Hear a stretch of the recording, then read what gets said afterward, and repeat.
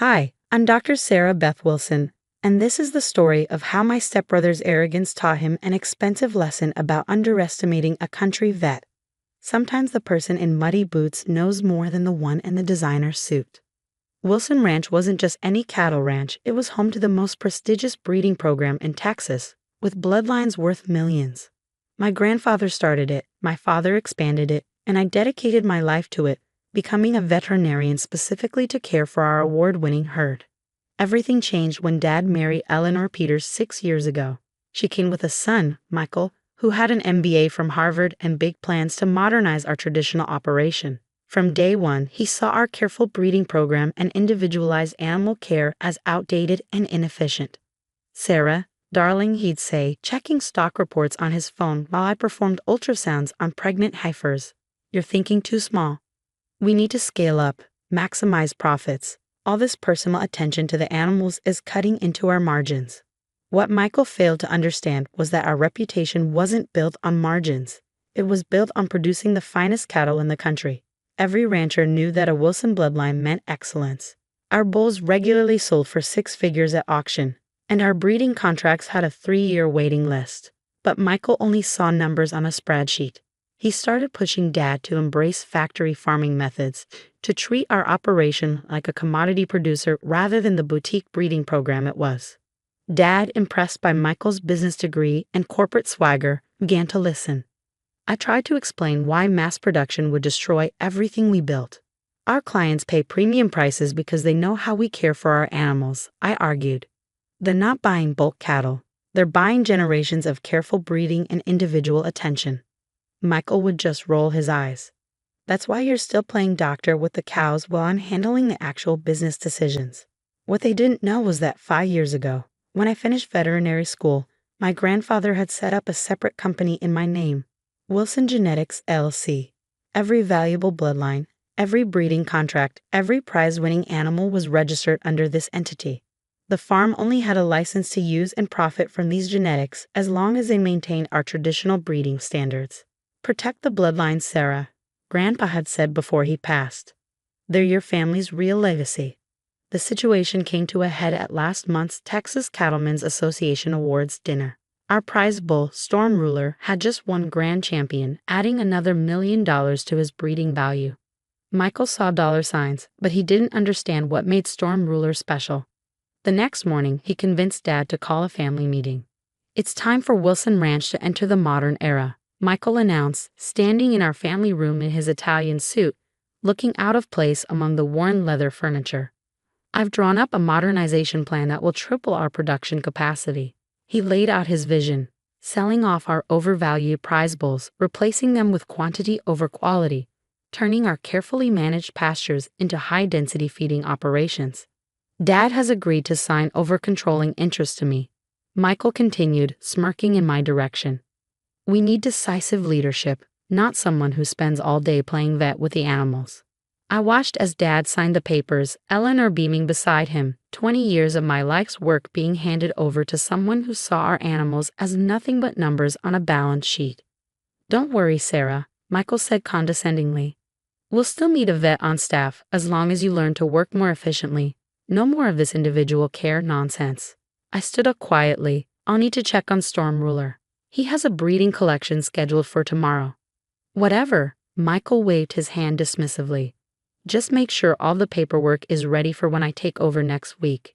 We've already got buyers lined up for some of these overpriced animals.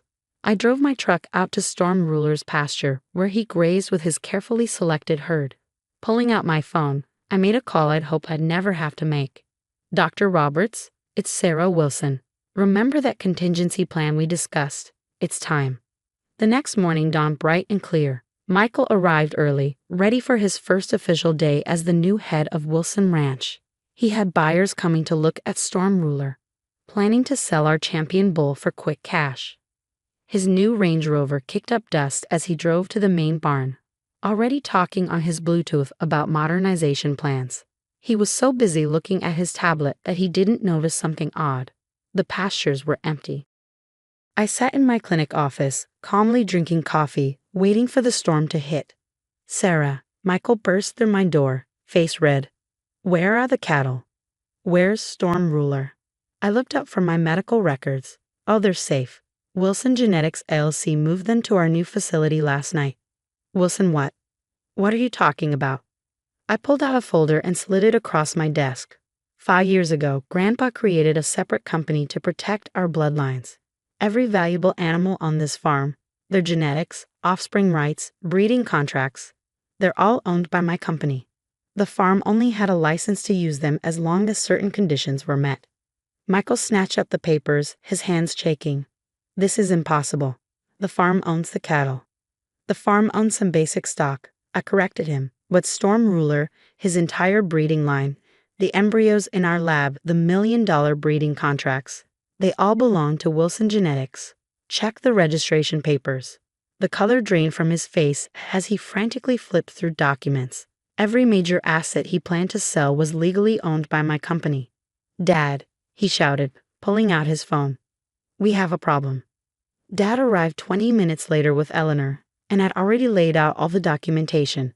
Breeding registries, genetic patents, contract agreements, everything Grandpa and I had quietly put in place to protect our legacy.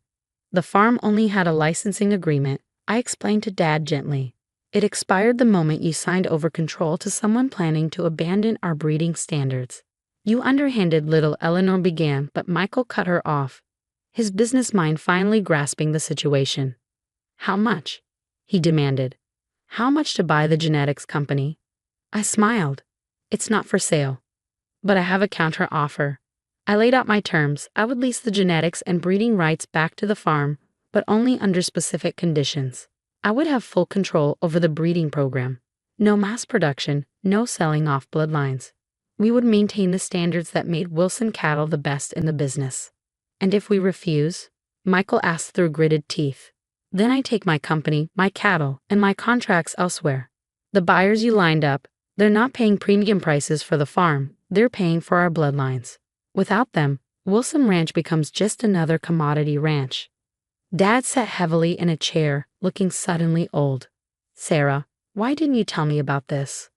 Would you have listened, Dad? You were so impressed by Michael's modern business ideas, you forgot what made our farm special in the first place. The next few weeks were tense. Michael tried to fight it legally, but our documentation was ironclad. In the end, they had no choice but to accept my terms. Storm Ruler and the rest of our prize herd returned to their pastures. I took over the breeding program completely, while Michael focused on the farm's basic operations under my supervision. Last month at the National Cattle Show, we won 5 championships. Michael stood awkwardly at the celebration dinner as buyers praised our commitment to traditional breeding excellence. You planned this all along, didn't you? He asked later, watching me tend to a newborn calf. All those years of playing the simple farm vet. I wasn't playing anything, I replied, checking the calf's vitals. I was protecting our legacy. These aren't just assets on a spreadsheet, Michael. They're living creatures, and they're our responsibility. Yesterday, Dad came to my clinic, looking at my wall of veterinary degrees and breeding awards with new eyes. Your grandfather would be proud, he said softly. He always said you were the one who truly understood what we were building here. The farm continues to thrive, though differently than Michael had planned. He's learning slowly that some things can't be reduced to profit margins. Sometimes he even helps with the cows, though he still refuses to wear boots. Last week, a young farming student asked me why I didn't just take my cattle and start fresh somewhere else. I showed her Storm Ruler's newest calf, already showing his sire's championship potential. Because this land isn't just dirt and grass, I told her. It's generations of dreams, hard work, and dedication. Sometimes protecting a legacy means standing your ground, even if you have to be sneaky about it. Wilson Ranch remains a family operation, just with a clearer understanding of who really runs things. And if you look carefully at the new sign by our front gate, you'll notice something interesting. Wilson Ranch in proud partnership with Wilson Genetics LLC. Sometimes the best revenge isn't about winning. It's about preserving what matters, even if you have to outsmart a Harvard MBA to do it.